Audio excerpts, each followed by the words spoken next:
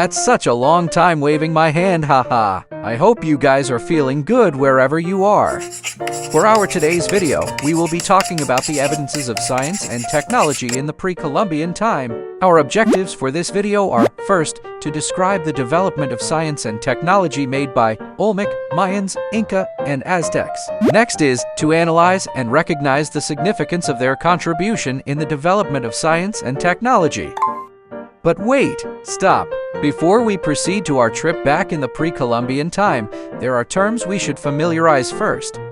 Number 1. Olmec. They were the first major civilization in Mexico, and they are called as rubber people. Next, the Maya civilization was one of the most dominant indigenous societies of Mesoamerica. Number 3. Aztec civilization is known for being the last of the great Mesoamerican cultures before the Europeans arrived. Next, the Incas. They were the people who lived in the Andean region of South America during the late 1400s and early 1500s. Now that you are a little familiar with the different civilizations, you are now ready to take the trip.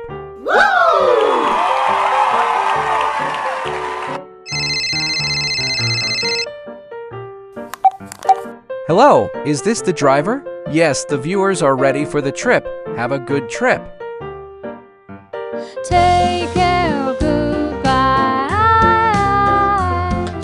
Take care, goodbye.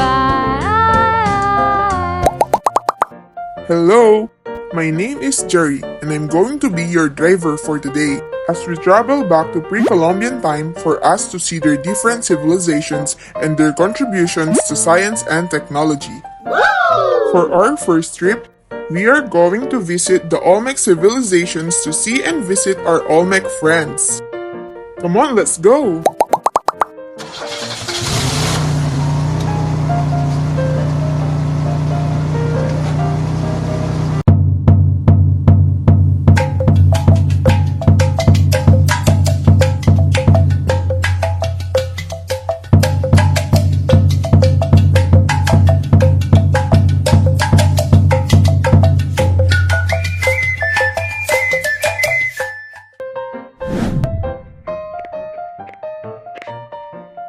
Here, we have a friend from Olmec civilization to explain further about the contribution of the Olmec civilization in science and technology. Tama Kajan. Hi, how are you today? My name is Olmi and I'm here to show you the contribution of my Olmec ancestors to science and technology. The Olmec civilization was the first Mesoamerican civilization in parts of Mexico and Central America prior to Spanish exploration and conquest in the 16th century. The term Olmec is an Aztec word which means rubber people or people of the rubber country.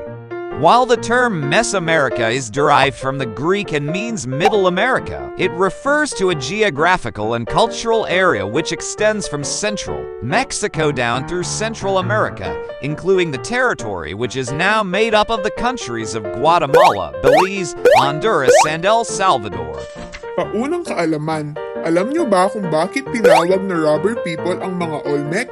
Yan ay dahil sa sinaunang gawain ng mga Olmecs na pag-extract o pagkukuha ng natural latex mula sa Castilla elastica o mas kilala bilang Panama rubber trees at pati na rin ng Ipomea alba. This natural latex was used by my ancestors to make rubber balls, waterproof clothing, homemade sandals, and more. Ang rubber ball ay ginagamit nila to play ceremonial games in stone-walled courts at pati na rin bilang libangan. Ang waterproof clothing naman ay ginagamit bilang panangga sa ulan at niebe habang ang homemade sandals naman ay ginagamit para pang proteksyon sa paa. My Olmec ancestors constructed permanent city, temple complexes at San Lorenzo, Tenochtitlan, La Venta, Zapotes, and Laguna de los Cerros. One of the first architectural structures found in La Venta was the vast clay pyramid which is decorated with elaborate carvings. Karaniwan sa mga lugar na ito ay ang mga colossal heads. Ang mga colossal heads na ito ay kanilang inukit sa isang batong tinatawag na basalt at ito ay sumisimbolo bilang isang trono. Hindi lang yan sapagkat may iba pang mga monumento rito na maaari kang makakita ng iba pang mga Olmec arts tulad na lamang ng Olmec stone mask at iba pang Olmec figurines. The Olmec stone mask was probably worn around the neck as a pendant and may have given the wearer a new identity, perhaps that of an ancestor or a god. It was made by the Olmecs, the earliest known settled civilization of Central America. We are also known for cultivating cacaos and salt. The cacao are then used to manufacture chocolate drinks. The earliest known use of chocolate by my civilization was around the 1900th of BC. It was drunk from special round jars known as tekamates, and it is originally pronounced as kakawa, which is the vocabulary term used by my Olmec ancestors as early as the 1000th of BC. Ang kanilang mga ninuno ay nasanay rin noon sa human sacrifice o pag-aalay ng tao para sa kanilang Diyos-Diyosan at pati na rin ng kanibalismo o pagkain ng laman ng kauring tao. Pero walang dapat ikabahala sapagkat hindi na nila ito ginagawa. Mayroon din silang Olmec calendar na ginawa ng kanilang mga ninuno para sa kanilang sibilisasyon. Naglalaman ito ng 365 days sa bawat taon kagaya na lang ng kalendaryo na mayroon tayo ngayon. A 260-day ritual cycle is also included in this calendar, indicating how central religion was in Olmec society. The Olmec calendar became the model calendar that other Mesoamerican civilizations followed. We also studied astronomy and developed a writing system and mathematics. We were the first Mesoamerican culture to build pyramids. Their calendar and religious beliefs appear to have influenced later cultures. In fact, many scholars call the Olmecs the mother culture of Mesoamerica. Kung inyo pang natatandaan, kanina ay may nabanggit si Olmi tungkol sa mga Diyos na kanilang pinapaniwalaan kung saan sila ay nag-aalay ng mga tao. There's the Olmec dragon, bird monster, fish monster, bandit, eye god, maze god, water god, were jaguar, and feathered serpent. Some of these gods were summoned for healing, some were for agriculture, others represented dark powers, while some were mischievous. These are all the gods we used to believe in. They all belong to the mythology of the pre-Hispanic culture which originated in the first great civilization in Mexico. Maraming bagay kung saan naging matanyag ang mga Olmec. Isa na rin siguro rito ang pagtitrade nila ng kanilang mga goods tulad na lang ng obsidian, ceramics, jade, serpentine, mica, rubber, pottery, feathers at mga salamin na gawa sa limonite at magnetite. Ngayon na patapos na tayo sa ating tour sa Olmec Civilization, ipapakita ko naman sa inyo ang ilan sa comparison ng mga bagay-bagay na ginamit ng mga Olmec sa ginagamit natin ngayon. Una na riyan ay ang natural latex kung saan ay noon ine-extract nila ito mula sa Panama rubber trees. Sa ngayon naman ay ito pa rin ang ginagamit upang pagkuhanan ng natural latex. Susunod naman ay ukol sa kalendaryo. Noon ay ang mga Olmec people ay may 360 na araw sa kanilang kalendaryo. May pagkakapareho naman ito sa kung anong nakasanayan natin sa ngayon. Subalit, kada 4 na taon ay may pagbabago sa bilang ng araw because Earth does not orbit the Sun in precisely as 365 days. Yan ang lahat ng mga kontribusyon na ibinigay ng Olmec Civilization sa science and technology because La Venta went into decline around 400 BC. Yan na rin ang naging dahilan upang mag-vanish ang Olmec Civilization. Gayunpaman, ang pagbagsak ng La Venta at ng Olmec Civilization ay naging simula ng pag-angat ng Maya Civilization at yan ang ating susunod na pupuntahan. Maraming salamat, Olmi. You're welcome. Take care on your next trip. I hope you learn it a lot. Goodbye. Wait. Before you proceed to your next destination, let us check first if you have learned something from Omi. We will be using random spin the wheel, so be ready, students.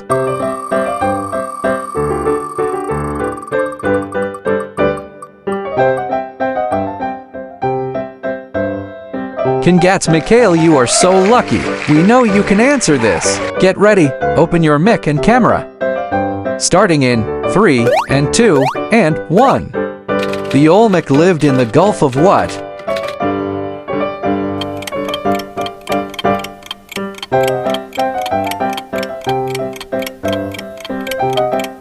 Good answer. Let me check. and you are correct. For our next question, who will be the lucky student? Let's spin the wheel.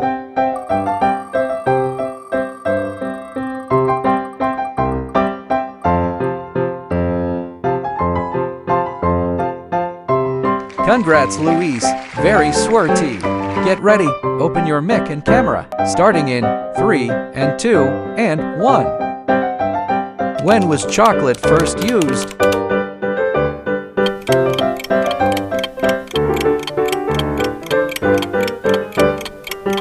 And you are correct. You can now continue your trip. Take care.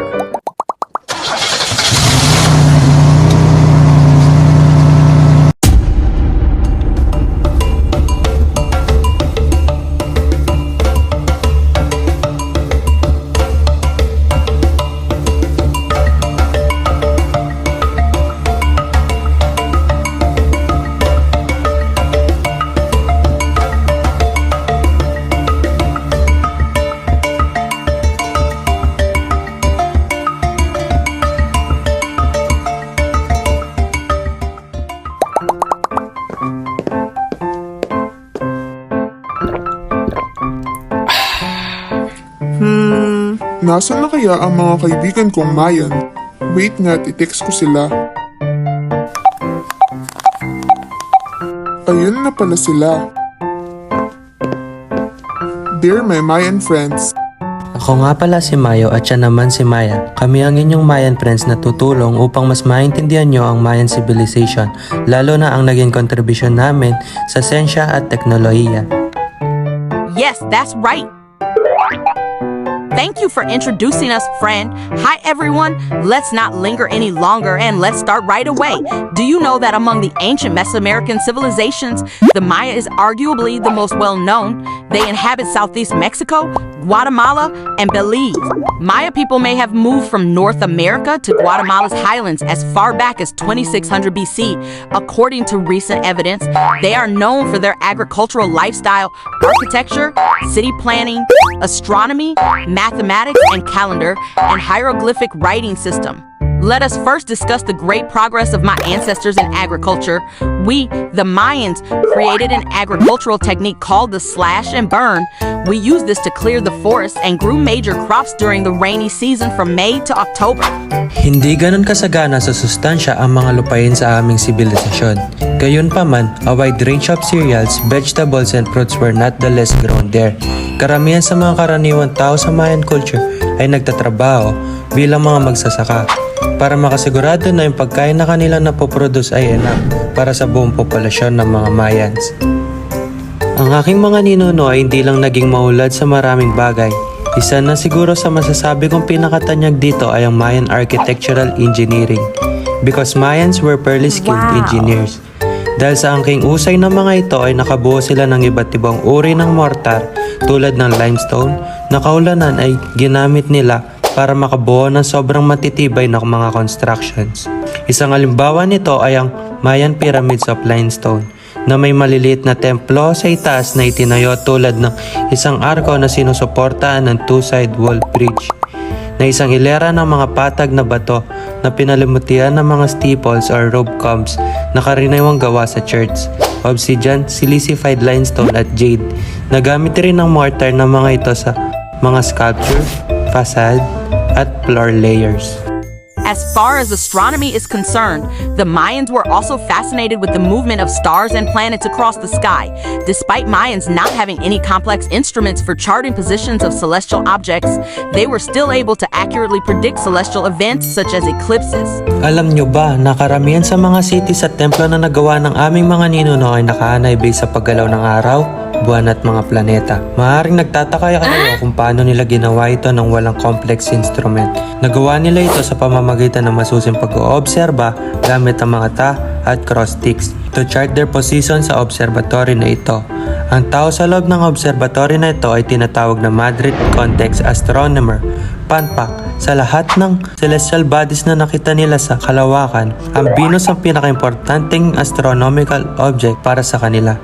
dahil nire-representa nito ang kanilang Diyos na si Quetzalcoatl or God of Colcolan whose domain rain, winds, storm, and life. The Mayans also did use the 260-day calendar of Mesoamerica, but for them, they put a name to each day, just like our usual Monday to Friday. But instead of 7 days, the Mayans named 20-day glyphs in combination with 1 to 13 cycle, which leads to the explanation of 260 days when you multiply 20 and 13. Kagaya ng ibang civilization, ginagamit rin nila ang 260 days calendar na ito para sa mga ritual at tinatawag naman ito as Tzolk'in calendar o mas kilala sa Mayans bilang Divine Calendar. Nandiyan rin ang Long Count at Hahab Calendar or Civil Calendar dahil ginagamit nila ito para sa agricultural, economic at accounting activities. Ang Tzolk'in at Hahab ay araw na binibilang habang ang Long Count naman ay ang taon na ginagamit bilang astronomical calendar. Inyo rin siguro matatandaan na ang 20-day glyphs na nasabi ni Maya kani-kanina lang. Ang 20 glyphs na ito ay ilang lamang sa 800 na glyphs or symbol na ginawa ng aking mga ninuno. Ang bawat simbolo ay nagre-representa ng isang salita o pantig. Maaari itong i-combine sa di mabilang na kombinasyon upang makabuo ng isa or marami pang kaisipan. Naisulat naman ng mga Mayans hieroglyphic language sa 3 o 4 na pamamaraan tulad ng left to right, right to left, top to bottom at minsan naman ay bottom to top. The Mayans were also talented in building elaborate temples and great cities without the use of essential tools like metal. A Maya city from the classic period usually consisted of a series of step platforms topped by masonry structures. Ranging from great temple pyramids and palaces to individual house mounds, these structures are characterized by a sophisticated sense of decoration and art expressed in bas-relief carvings and wall paintings. Dahil walang mga metal tools na maaari nilang gamitin sa pagbuo ng mga templo at pyramids na ito, ang ginamit nila para rito ay ang limestone. Halimbawa ng mga nabuo nilang gamit ang mga ito ay ang tikal ng Tutamela, the Pyramid of Magician in Uxmal at the Nunnery in Uxmal. Katulad ng Olmec civilization, it believed that the Mayans were producing rubber products as well. Mayroon silang Mayan ball game na tinatawag na pits bilang parte ng political, religious and social life, gamit ang rubber ball na kasing laki ng soccer ball. Yan ang ilan sa mga kontribusyon ng aking mga ninuno sa science and technology. Sana ay marami kayong natutunan mula sa aming sibilisasyon. Maraming salamat sa pagsama sa amin at hanggang sa muli. Ingat kayo sa biyahe. Bye! Hello, just wait. It is me again, haha. Before you proceed, let's do some knowledge check. Let's spin the wheel.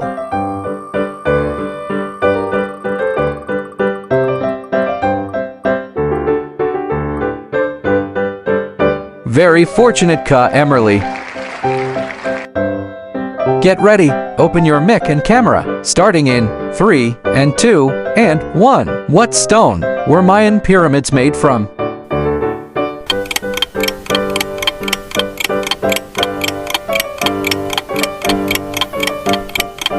Good answer. Let me check. And you are correct. For our next question, who will be the lucky student? Let's spin the wheel.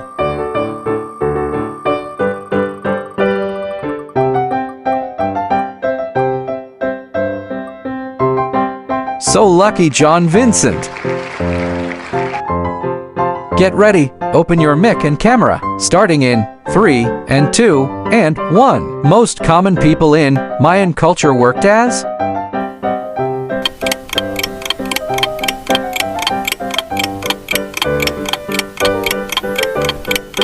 Correct.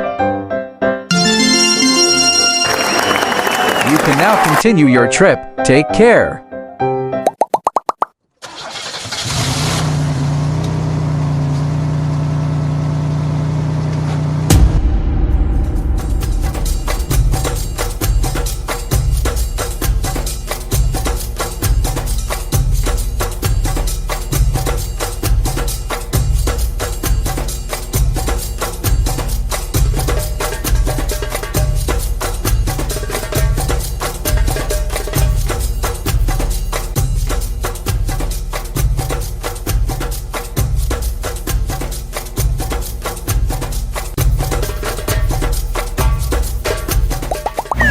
guys, nandito na ako sa Aztec Civilization.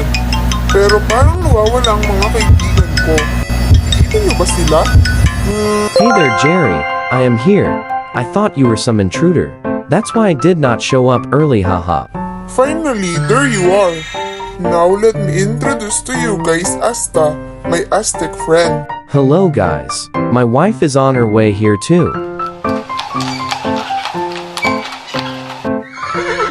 Hi guys, sorry for being late. I am Asdi and he is my husband Asta. We are here to help you understand the contribution of Aztec civilization in science and technology. Let's start! The Aztec civilization is also a Mesoamerican culture that did well in central Mexico from 1300 to 1521. The Aztecs established their city of Tenochtitlan, which is called in the present day as Mexico City. Aztec technology is one of the most remarkable civilizations in the pre-Columbian era. You may be asking why, and that is because ancestors have accomplished a lot in the development of tools, mathematics, the canoe, Aztec calendar, and medicine. Lahat ng yan ay tatalakayan natin sa paglibot natin mula sa panahon ng Aztec civilization noong pre-Columbian era.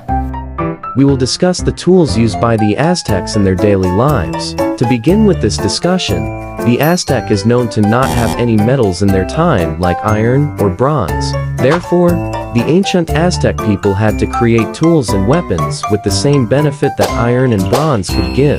For this reason, the Aztec tools were made of obsidian and chert, while axe blades, bows and arrows were being made with stone and copper.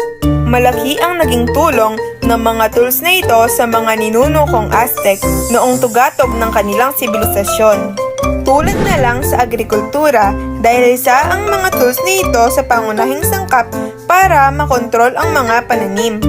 Kung wala silang pambungkal na gagamitin, wala silang maaaning maayos na mga pananim. Makikita natin dito sa larawang ito yung digging stick na ginagamit nila noon na gawa sa kahoy, habang ang pangalawang larawan naman ang obsidian at chert na ginagamit upang mabuo ang kagamitan na nakita sa unang larawan. These tools were also vital in the creation of the civilization's historical and religious buildings. The civilization had many different shapes and sizes of buildings all around. Temples were very popular, and these temples had carvings of their daily life. These carvings needed the help of tools to be created.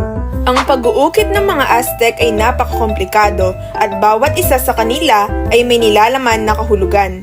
Ang tatlong larawan naman ng mga ito ang nagpapakita ng mga importanteng pag-uukit na ginawa ng mga Aztec gamit ang obsidian at chert sa mga religious buildings nila. The Aztecs had advanced in such a way that they were aware of the wheels. However, these wheels were only used for toys. They do not seem to have applied this principle to anything else. You may be wondering why they did not use this for transportation. Yan ay dahil ang mga Aztec ay wala namang mga kabayo, mules o ibang mga hayop na maaring mapagpasanan ng responsibilidad na ito.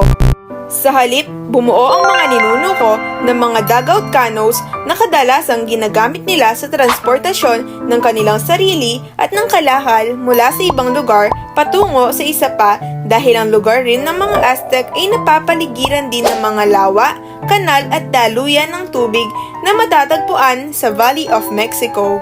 For my ancestors, education is one of the most important to their culture. The Aztecs, who ruled central Mexico for several hundred years before the Spanish arrived in 1519. But before that happened, we were already advanced thinkers and mathematicians. That's why others cannot say that our knowledge of mathematics came from the Spaniards. Ang mga ninuno ko ay ang nang-iwan ng pinakamalawak na mathematical writing sa kahit anong sibilisasyon noong pre-Columbian times. May dalawang manuscript ang nakahubog pansin sa mga scholars noong pinag-aaralan nila ang aming kultura, dahil pinapakita roon ang mga lupaing pag-aari ng mga Aztec sa Valley of Mexico na may mga kasamang sukat gamit ang Aztec numbering system upang magamit ito sa pagbubuwis. Sa kabilang banda naman, may geographer at mathematician na natuon ang atensyon sa methods ng mga Aztec surveyor para gamitin at sukatin ang ibabaw ng patlang sa isa sa mga dokumentong nakalap nila, ang Codex Vergara. Scientists long ago deciphered the Aztec number system, a vigesimal system using 20 as its base as opposed to our decimal system. In Aztec arithmetic, a dot equals 1, a bar represents 5, and there are other symbols for 20 and various multiples thereof. The Codex Vergara, painted about 1540, contains schematic drawings and measurements of individual fields. Previous research on it has revealed an understanding of multiplication and division, as well as certain principles of geometry.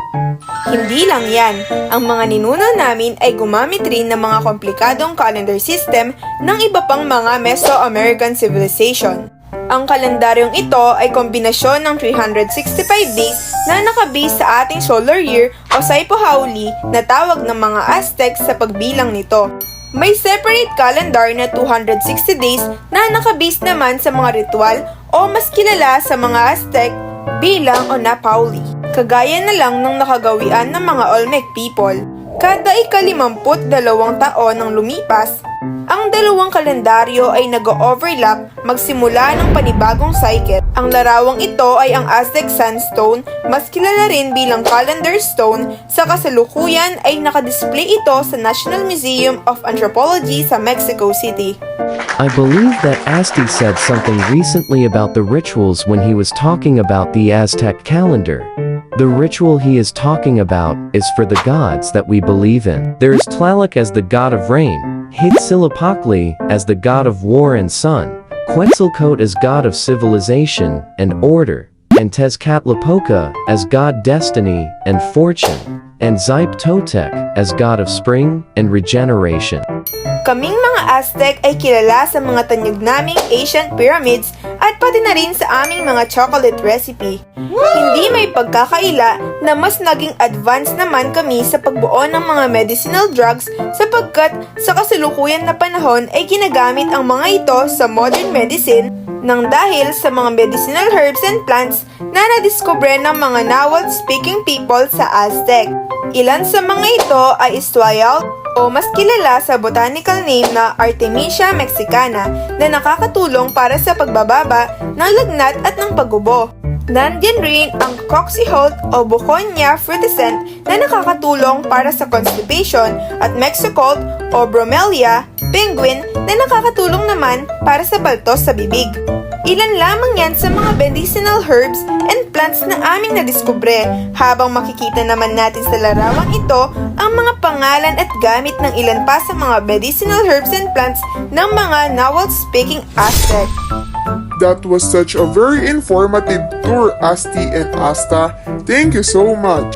We can't wait for our final destination. Wait. I think Asti and Asta will much appreciate us if we can answer these questions. Let's spin the wheel.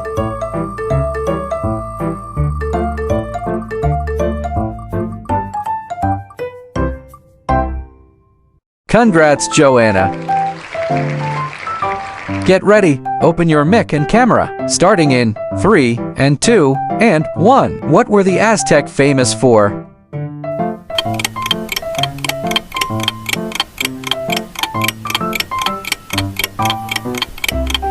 Good answer. Let me check. And you are correct. For our next question, who will be the lucky student? Let's spin the wheel.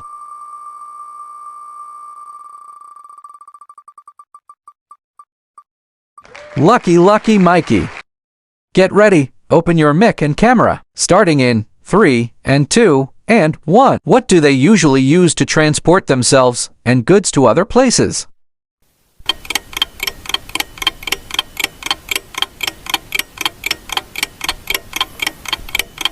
Correct. You can now continue your trip. Take care.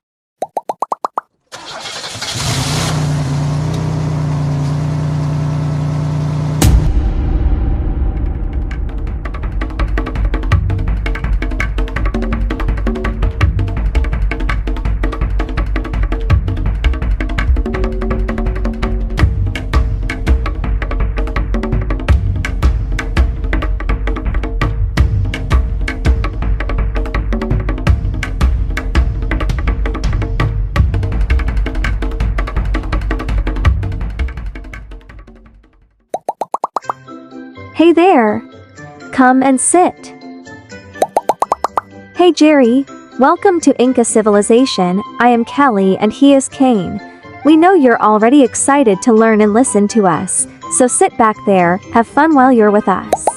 Good afternoon everyone. I'm here to give new knowledge about the Inca civilization. The Inca civilization is known for creating the largest empire ever seen in America, their impressive agricultural techniques, their art and architecture which uniquely combined geometrical stonework with the natural landscape. It flourished in the Andean region of South America from the early 15th century up until conquest by the Spaniards in the 1530s. We are known for our agricultural lifestyle, mummification, textiles, craftsmanship, astronomy, knotted strings, medicines, and weaponry. Paunang kaalaman. Alam nyo ba na isa sa pinakasikat na surviving archaeological sites sa Inca Civilization ay ang Machu Picchu, na binuo as a retreat place para sa aming Incan Emperor na binuo noong 1450 AD. Itinalaga ito bilang UNESCO World Heritage Site noong 1983 at naging isa naman sa mga new 7 Wonders of the World noong 2007. My ancestors called our empire Tawantinsayu, or the land of the four corners, because each of these corners is placed under a governor who reported directly to the king that ruled the Inca Empire from his seat in the capital city of Cuzco, which is the present-day Peru. Isa na rin sigurong dahilan kung bakit hindi kami nawawalan when it comes to agriculture ay dahil ginamit nila ang Andes Mountains para makakuha ng mas marami pang tubig para sa cisterns and irrigation canals ginawa nila. Our ancient civilization was really ahead of their times compared to others, because these stone depressions that you can see are in the land in order for my ancestors to cultivate different crops. Ang mga circular terraces ay well-designed to the point na kahit gaano pa kalakas ang ulan, kailanman ay hindi babain. Ang tawag ng aking mga ninuno dito ay moray. Hindi lang yan, gumamit din kami ng coca leaves para mabawasan ang gutom at pati na rin ang mga sakit sa katawan lalo na kapag nagtatrabaho. Pero, ginamit ng mga ninuno ko ito for religious and health purposes. Ginamit rin ito sa mga surgeries bilang anesthetic. Ngayon, pag-usapan naman natin kung ano ang ginagawa ng mga aking ninuno bilang tradisyon kapag mayroong pumapanaw sa aming sibilisasyon. Ang mga pumanaw ay minsan inililibing, minsan naman ay minamummified dahil isa rin ito sa importanteng funerary rites ng aking mga ninuno. Ang mga mummy ay nilalagay sa posisyon ng pangsanggol at nakabalot sa mga layer ng tela. Binabalot din nila ang mga pagkain at iba pang gamit na nakagawi ang kainin at gamitin sa pang-araw-araw. Pagkatapos ay nilalagay nila ang mga mummy na ito sa silid na kuweba na binubuksan lamang kapag dadagdagan ito ng panibagong mummy o kaya naman para ilabas sa isang espesyal na kaganapan. At kapag inililibing naman, ang mga bangkay ay binabalot sila ng tambo at ibinabaon sa ilalim ng sahig ng kanilang mga tahanan. This tradition had been in the Inca civilization from 1100 to 1508. If in our current time, we commemorate the All Souls Day every 2nd of November, as for the Incas, they celebrate it for the whole month of November, and they described it as the month of carrying the dead. Isang halimbawa ng ginagawa nila noon sa buwan na ito ay ang pagsubok nila sa pagpapakain sa mga mummified naming mga ancestors. Now, let's discuss the clothings of the Incas. Did you know that the clothes of the Incas were made of lowland plant fibers, like cotton or fur from highland mammals, like llamas or alpacas? And they also had a main color to follow in the making of their clothes. It is black, white, green, yellow, orange, purple, and red. Ang karaniwang sinusuot ng mga lalaki ay simpleng damit na abot hanggang tuhod lamang. Para naman sa pangpaa ay sandals na gawa sa leather. Habang sa kasuotan naman ng babae ay nagsusuot sila ng palda na hanggang bukong-bukong o angkel at kadalasan ay may tinitirintas o tali sa kanilang bewang. Nagsusuot din sila ng tila takip sa kanilang ulo na nakaipit sa kanilang buhok gamit ang piraso ng tela. Kumpi, yan ang tawag sa finest grade of cloth na ginagamit ng mga Inca. Kadalasan na gumagamit ng mga ganitong klase ng tela ay mga emperor o mga maharlika. Ang mga kumpi na ito ay kadalasang hinahabi mula sa mga pinatuyong balat ng ilamas, talapaka o vicuña wool at cotton. In our ancient civilization, objects were made out of gold and silver. They used these metals in creating ritual objects, trinkets, and jewelry. Combinations of gold and silver, and gold and copper, also called tumbiga, were also used. When a wealthy person dies, his or her tomb would be filled with precious gold and silver objects. Para naman sa craftsmanship na may mga Inca noong sinuunang panahon, nagawa nilang pagsamahin ng sobrang perpekto ang mga bato na ginamit nila sa pagbuo ng mga templo o gusali nang hindi gumagamit ng mortar. Sa punto na kahit ano pa ang pinakamanipis na razor blade ay hindi makakapasok sa dalawang bato. Isa na siguro sa pinakatinatanggap na teorya kung paano nagawa ng aking ninuno ang mga ito ay sa kadahilanan na mas malalaking batong martilyo ang ginamit nila upang mapagaspang ang mga bloke at mas maliliit naman na bato ang ginamit upang tapusin at pakinisin ang mga bloke na ginagamit nila sa kanilang infrastruktura. Dagdag kaalaman, ginamit din ng mga ninuno kong Inca ang natural na bedrock bilang kanilang mga structural foundation upang makatulong na pampanatiling matatag ang mga gusali sa aming sibilisasyon. On the other hand, the Inca calendars were also strongly tied to astronomy. It was essentially lunisolar, as two calendars were maintained in parallel, one solar and one lunar. The 12 lunar months fall 11 days short of a full 365 days solar year. Sa pamagitan ng dalawang kalendaryo na ito, nalaman ng aking mga ninuno kung kailan mangyayari ang equinoxes, solstices, Venus cycle at pagbabago rin sa mga season para malaman kung kailan nararapat na magpupunla at mag-aani. Hindi lang yan, ang aming mga ninuno ay may kakaibang paraan kung mag-record ng mga data. Hindi sila gumagamit ng kung anong written alphabet sa halip. Ang paraan na ginagamit nila noon ay tipo o ang pagtitipo ng mga nuttons. Kaya siguro ay nagtataka kung paano nila naiintindihan. Ang sagot dyan ay binabatay nila ang impormasyon na pinapasa nila base sa uri ng mga buhol na ipinapakita nila sa stream. Sa panahon ngayon, ginagamit pa rin ang quipu sa bansang Peru para ma-maintain nila ang kanilang tradisyon. Noong panahon rin ng aking mga ninuno ay nag-aral at nag-practice rin sila ng medisina upang makapagsagawa sila ng matagumpay na skull surgeries, which involved cutting holes in the skull upang maibsan ng mga fluid buildup at pamamaga na dulot ng mga sugat sa ulo. Hindi lang yan, sapagkat marami-rami ding medicinal discoveries ang aking mga ninuno. Isa ng halimbawa nito ay ang quinine, na ginagamit ng mga Inca bilang panggamot sa pulikat, panginginig, at marami pang karamdaman. Sa kasalukuyan naman, ang quinine ay ginagamit bilang treatment para sa malaria, isang nakakamatay na disease na nanggagaling sa isang uri ng lamok. The existence of an unknown measurement of my Incan ancestors has long been a puzzle to solve, and according to Dr. Kubica, a researcher from Rocklaw University of Science and Technology, thinks that they may have proven it already. Physical measures employed by my ancestors were based upon human body parts. Based on the study they conducted, they concluded that 2 units were used in the construction of Machu Picchu's structures. One was 16.5 inches long and the other 21.3 inches long. Ang mas maliit na unit na may 16.5 pulgada ay pinaniniwalaan ng researcher na ito ay haba ng braso hanggang siko ng isang average height na Inca, which is 1.6 meters. Ginamit ito para sa pagbuo ng mga farm buildings, workshops, at mga tinitirhan ng mga alipin ng mga elite na Inca. Habang ang mas mahabang unit naman na may habang 21.3 na pulgada ay hindi nagkakorespond sa kahit anumang human body parts, kung kaya tinawag na lang ito ni Dr. Kubica bilang the King's Elbow, sapagkat itong unit of measurement na ito ay ginamit para sa construction ng mga instruktura ng mga matataas na posisyon sa mga Inca, kung kaya't binansagan na rin nila itong Royal Elbow dahil ito ang ginamit para sa pagplano ng mga palasyo at bahay ng mga elite.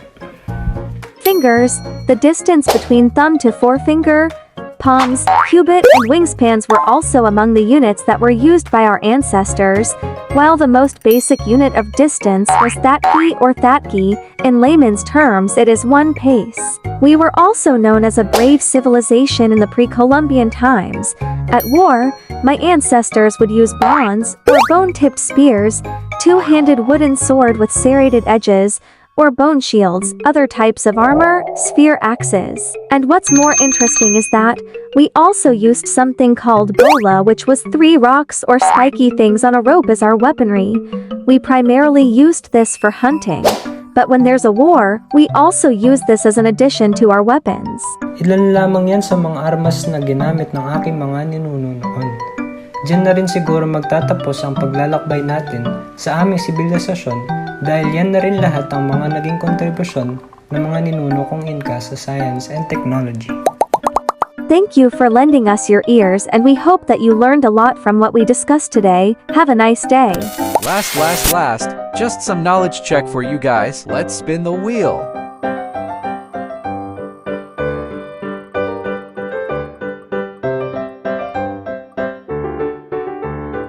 Congrats, Annie. Get ready, open your mic and camera, starting in 3, and 2, and 1. What did the Inca people use to record or communicate information using string and knots?